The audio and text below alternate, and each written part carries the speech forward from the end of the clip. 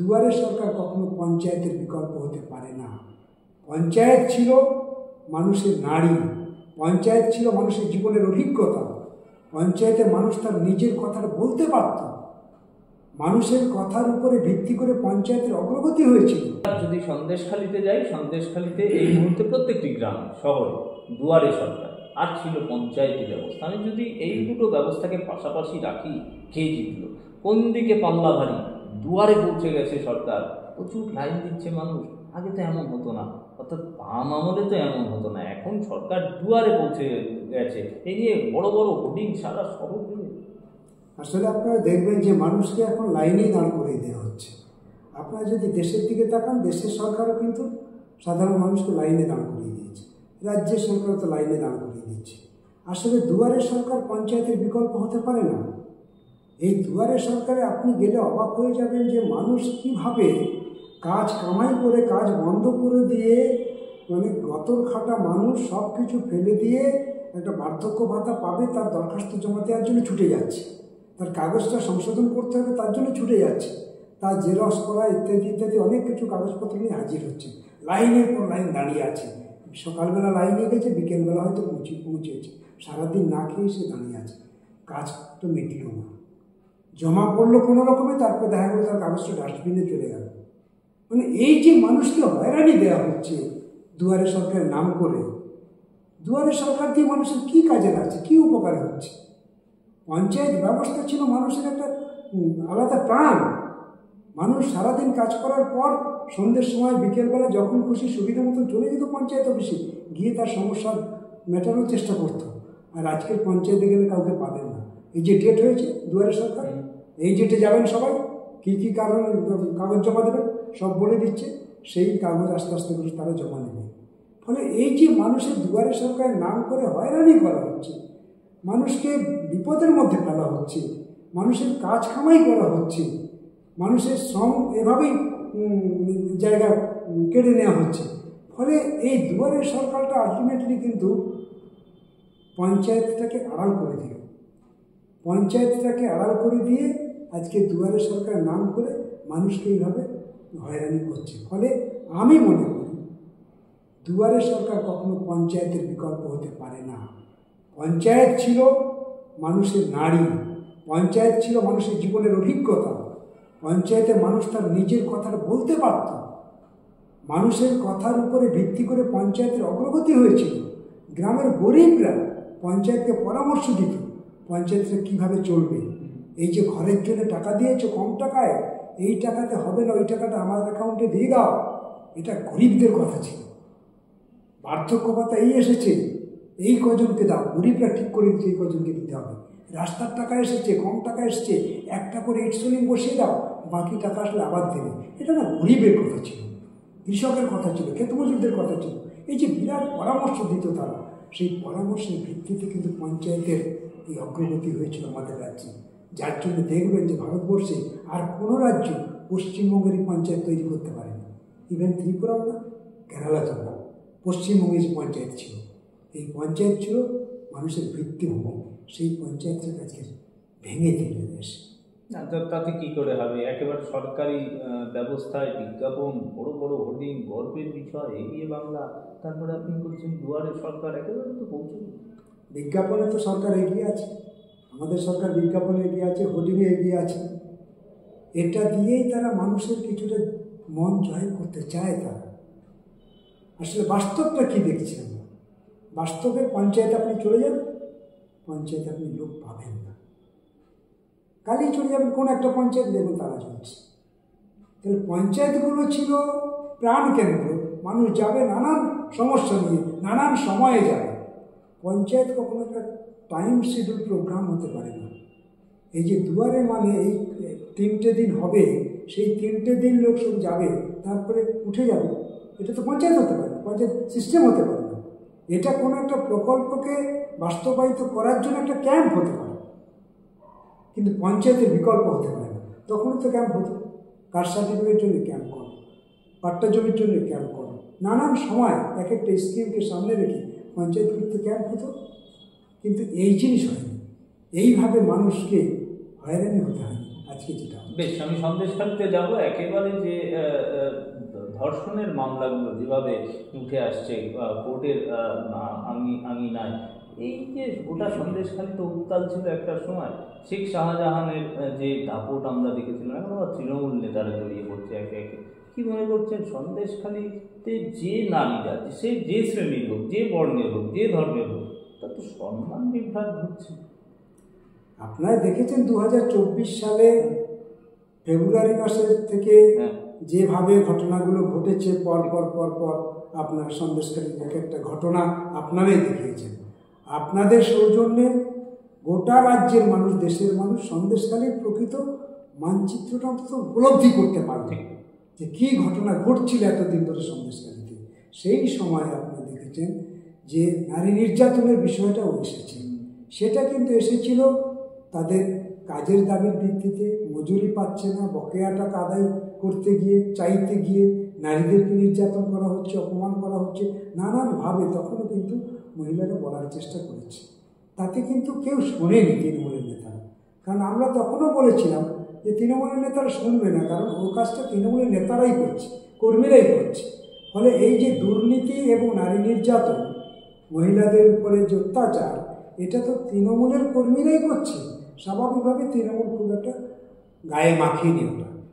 কিন্তু পরবর্তীকালে দেখেছেন মে মাসের দিকে মহিলারাই ওখানকার ঘটনা মানে উল্লেখ করে শেষ পর্যন্ত তারা থানায় গেছে, কোর্টে যেতে বাধ্য হয়েছে। কারণ ওরা যখন দেখছে যে এত কিছু ঘটনা ঘটার পরেও আমাদের কোনো নিরাপত্তা নেই, আমরা দিনের পর নির্যাতিত হচ্ছি, ধর্ষিত হচ্ছি, যার জন্য ওই সময়টা দেখবেন যে একটা মামলা সেদিনকে উঠেছে কোর্টে যে তৃণমূলের বেশ কিছু কর্মীর নাম সেখানে জড়িত আছে। থানায় অভিযোগ হয়েছে ধর্ষণ মামলা, পুলিশের কাছে অভিযোগ আছে, অথচ সেই ধর্ষকরা বহাল তবিয়াতে ঘুরে বেড়াচ্ছে। আবার সেই ধর্ষকের যে হোতা, যে নেতা, সে এখন আবার ওই সন্দেশখালীর ওই ব্লকের সভাপতি হয়েছে। বুঝুন, যে যত বড় ধর্ষক সে তত বড় নেতা। যেটা আমরা আগেও বলছিলাম, এখনও বলছি, সন্দেশখালীতে ধর্ষকরাই নেতা, লুটেরাজরাই নেতা। যারা লুট করছে তারাই নেতা, যারা ধর্ষণ করছে তারাই নেতা। এই ধর্ষকদের মধ্যে মূল হোতা সে হচ্ছে ওই ব্লকের সভাপতি, অথচ ঘুরে বেড়াচ্ছে, পুলিশের কোনো অ্যাকশন নেই। বাধ্য হয়ে কোর্টকে বলতে হচ্ছে যে এসআইটি গঠন করতে হবে, কারা থাকবে তাও বলে দিচ্ছি। সরকারের মান সম্মান আছে, ভাবতে পারেন একটা গভর্নমেন্ট চলছে, তাও আমাদের রাজ্যের মুখ্যমন্ত্রী মহিলা। সন্দেশখালীতে কদিন আগে গিয়ে তিনি মিটিং করে আসলেন, কই এইসব প্রশ্ন উঠেছে? করলেন না তো, ভাবলেন না তো, বললেন না তো যে এখানকার মহিলাদের নিরাপত্তার গ্যারান্টি দেবো আমি, কই বললেন না তো। আসলে বলবেন কী করে? উনি জানেন যে এইখানকার মহিলাদের যে নিরাপত্তার বিষয়, সেই সঙ্গে যুক্ত হচ্ছে তার কর্মীরা, সেই জন্য তিনি বলতে সাহস পাননি। আজকের সেটা নিয়ে আবার নাড়াচাড়া হচ্ছে। আমরা তো বলছি, আর কালকেও যাবো আমরা পুলিশের কাছে, কেন এই ধর্ষকরা ঘুরে বেড়াচ্ছে? ধর্ষকদের সঙ্গে পুলিশ তোমার এত ভাব কেন? তাহলে তুমি কাদের নিরাপত্তা দেবে? মহিলারা কিসের ভিত্তিতে ভরসা করে থাকবে? উপায় নেই। মায়েরা কি কোথায় যায়? বিকল্প কোনো পথ নেই। সেই জন্যে আজকে মায়েরাও জোট বেঁধেছে সন্দেশখালীতে। তৃণমূলের কোথাও ভরসা নেই, বিশ্বাস নেই। প্রতি মুহূর্তে, প্রতিদিন এই ঘটনা আজও হচ্ছে। আজও কাজের টাকা পাচ্ছে না, লুট হচ্ছে, জমির টাকা পাচ্ছে না। আর যে সমস্ত মহিলা ধর্ষিত হয়েছে তাদেরকে রাতের অন্ধকারে গিয়ে চেষ্টা করা হচ্ছে যাতে ওরা মামলাটা তুলে নেয়, সাক্ষী যাতে উঠে যায়, নানান রকমভাবে, যা তৃণমূলের কালচার আর কি গোটা রাজ্যে। সেই কালচার সন্দেশখালীতেও সেটাকে এস্টাবলিশ করার চেষ্টা করা হচ্ছে। বেশ, আমি মায়া, মমতা এবং একেবারে মহিলাদের সম্মানের প্রশ্নেই আসবো। সৌগত রায় বরিষ্ঠ সাংসদ, তৃণমূল কংগ্রেস, এবং তিনি অধ্যাপকও বটে। তিনি বললেন অভয়ের মা বাবাকে কেউ গুরুত্ব দেয় না, শুধুমাত্র কয়েকজন মিডিয়া আছে আপনাদের মতো, তারাই গুরুত্ব দেয়। এই বাক্যবান বলতে পারলেন একজন বয়স্ক মানুষ থেকে। কুণাল ঘোষ তিনিও তো বলছেন যে চক্রান্তকারীদের মুখপাত্র হয়ে গিয়েছে ভোটে দাঁড়াতে। আসলে তাদের দলটাকে তো তারা বাঁচাতে পারছে না, এটা খুব পরিষ্কার। নিজের দলটাকে তারা আর বাঁচাতেই পারছে না। মানে মানুষ এদের রাজনীতি নিয়ে এত বেশি চর্চা করছে, গ্রাম থেকে শহর, সাধারণ ছাত্র, যুব, খেটে খাওয়া অংশের মানুষ এত বেশি চর্চা করছে, গবেষণা করছে এই রাজনীতি দলটাকে নিয়ে। আর এই গবেষণা করছে, বুঝতে উপলব্ধি করছে বলেই তো মানে আর্জিকর হলো, এই ঘটনা ঘটলো। এখন এই লক্ষ লক্ষ মানুষ তাদের বিরুদ্ধে। এই জায়গায় দাঁড়িয়ে বিচার প্রার্থী তার বাবা মা, তারা বিচার পাচ্ছে না।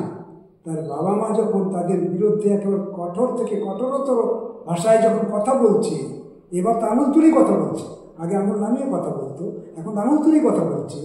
সেই জায়গায় দাঁড়িয়ে সৌগতবাবুদের এর চেয়ে বেশি কথা বলার কোনো ভাষা নেই, তাই তারা এই কথা বলছে। সাংসদ হয়ে এই ধরনের মন্তব্য তিনি করতেন। কুণাল ঘোষের ব্যাপারটা অনেক ব্যারিয়ার রয়েছে বুঝলাম, তো একটু বরিষ্ঠ সাংসদ তিনি বলছেন খুব অন্যায় করছেন, সংবিধান রীতিনীতি সব ভেঙে দিচ্ছেন। পশ্চিমবঙ্গের কালচার সংস্কৃতিতে এই জায়গায় গেছে। যারা আজকে পার্লামেন্টের মেম্বার, তাদের কত বড় দায়িত্ব, তার একটা বক্তব্য, তার একটা কথা সারা রাজ্যের মানুষ নির্ভর করে, ভরসা করে। সেই সাংসদরা যদি এই ভাষায় কথা বলে, সেই রাজ্যের সংস্কৃতি রাজনীতি কোথায় গিয়ে দাঁড়াবে? আজকে আমাদের রাজ্যের রাজনীতি এই অধঃপতনে নামিয়েছে তো এই একটা দল, সরকার। এভাবে কথা বলতে পারে না, বলার অধিকার নেই তার। অথচ দেখুন, একটা সাংসদ এই ভাষায় কথা বলছে, কই তার বিরুদ্ধে আইন চুপ, শোকজও করলেন না একবার। আইন চুপ, আইন নির্বাক। আমরা কোথায় আছি ভাবতে পারি? সুতরাং এর বিরুদ্ধে লড়াই আন্দোলন করা ছাড়া বিকল্প আর কোনো পথ নেই। সেজন্য মানুষকে লড়াই সংগ্রামের মধ্য দিয়ে এই রাজ্যের রাজনীতি, এই রাজ্যের সংস্কৃতি রক্ষা করতে হবে। আমি বিশ্বাস করি পশ্চিমবঙ্গের মানুষ যে দায়িত্ব নিয়ে কাজ করছে, যা কোনো ঝান্ডার বাইরে, এই ঘটনাকে কেন্দ্র করে লক্ষ লক্ষ মানুষ ঘর থেকে বেরিয়েছেন, এটা আমি মনে করি আমাদের রাজ্যের রাজনীতি চেতনার একটা বিকাশ ঘটেছে। এই রাজনৈতিক চেতনা আগামী দিন পশ্চিমবঙ্গকে রাস্তা দেখাবে। বেশ, এবার রাস্তা দেখানোর প্রসঙ্গটা আমি একেবারে ছোট্ট করে জানার থেকে খুব জানতে ইচ্ছা হচ্ছে বলে আমি প্রশ্নটা করবো। একটা সিপিএম ফরওয়ার্ড ব্লক এর সঙ্গে যুক্ত ছিল, উদয়ন গুহর কথা বলছি। তিনি কিন্তু এখন তৃণমূলে। এটা একটা বিস্ময়কর ব্যাপার হলেও তিনি কিন্তু বলছেন এবার শাশুড়িদের যেরকম বৌমাকে চাবি দিতে হবে, সেরকম তৃণমূলের ভিতরে কিছু শাশুড়ি উনি খুঁজে পেয়েছেন, তাদের চাবিটা এবার বৌমার হাতে দিতে হবে। আড়াআড়িভাবে বিভক্ত দল। উদয়ন গুহ একের পর এক পাল্টা মন্তব্য করে যায় এবং সেই জায়গায় দাঁড়িয়ে বামেদের যে শিক্ষা, যে প্রবণতা, যে সব কি হারিয়ে ফেললেন উদয়ন গুহ। এইরকম একটা একজন তিনি বরিষ্ঠ একজন বিধায়ক উঠতে পারেন এভাবে? আসলে একটা জিনিস দেখুন, সে একটা লেফট ফ্রন্টের একজন নেতা হতেই পারে, কিন্তু সে তো এখন তার দর্শনচ্যুত, সেটা আলাদা দর্শনের লাইনে চলে গেছে। সে সেই দর্শন বিলং করছে। এখন তাকে আমরা বামপন্থা কিন্তু কমিউনিস্টের মধ্যে ধরতেই পারি না। ফলে সেইখানে দাঁড়িয়ে তার কালচারটা সে আস্তে আস্তে করে ফুটে তোলার চেষ্টা করছে, তার ভাবনা চিন্তা আস্তে আস্তে বহিঃপ্রকাশ করছে। কী ভাষায় কথা বলেন তিনি, এদের সঙ্গে কোনো মানে সামঞ্জস্য আছে? এই সৌগতবাবুরা যে ভাষায় কথা বলেন, মুখ্যমন্ত্রী যে ভাষায় কথা বলেন, কুণাল ঘোষেরা যে ভাষায় কথা বলেন, উদয়ন ঘোষ এই ভাষায় কথা বলেন, বরং আরও বেশি ধমকান চমকান, আরও বেশি গদি আঁকড়ে রাখতে চান, ক্ষমতা দখল করে রাখতে চান। সুতরাং উদয়ন গুহ এখন আষ্টে পৃষ্ঠে পুঁজি এবং ধনতন্ত্রের মধ্যে বিরাজ করছে। আপনার কমল গুহর কথা মনে আছে? তার বাবা সম্বন্ধে উদয়ন গুহ কী বলেছিলেন? বলছেন বাবাও চোর ছিল। ভাবতে পারেন, এইটা হচ্ছে মানে রাজনীতির মানে কীভাবে এই পরিবেশটা নষ্ট হয়, বর্তমান পরিবেশ কীভাবে আক্রমণ করছে, এটা বুঝতে হবে। এই যে বিশ্বায়নের যুগে এই যে রাজনীতি প্রত্যেক দিন আমাদের মস্তিষ্ক খনন করছে, তার প্রকৃষ্ট উদাহরণ হচ্ছে কমল গুহর ছেলে, হচ্ছে এখন যিনি এমএলএ আছেন উদয়ন গুহ, প্রকৃষ্ট উদাহরণ। সুতরাং আজকের এই বিশ্বায়নের যুগে প্রতিদিন প্রতি মুহূর্তে মেধাশক্তির উপরে যে আক্রমণ, সেই আক্রমণকে রোধ করে, সেই আক্রমণকে প্রতিহত করে এখনও পর্যন্ত আমাদের রাজ্যে যে বামপন্থী নেতা, বামপন্থী আদর্শ ধরে রেখেছেন যারা, অভিনন্দন লালসালাম তো তাদেরকে। লড়াই বিশ্বায়নের বিরুদ্ধে, লড়াই পুঁজিবাদের বিরুদ্ধে, লড়াই মস্তিষ্ক খনন করছে তাদের বিরুদ্ধে, তারপরেও রাস্তা দেখানোর জন্য শ্রমিক শ্রেণীর নেতৃত্বে গরিবদের ঐক্যবদ্ধ করার মধ্য দিয়ে সমাজটা পরিবর্তন করার লক্ষ্যে এগোচ্ছে, এটা বিরাট বড় ব্যাপার আমাদের কাছে।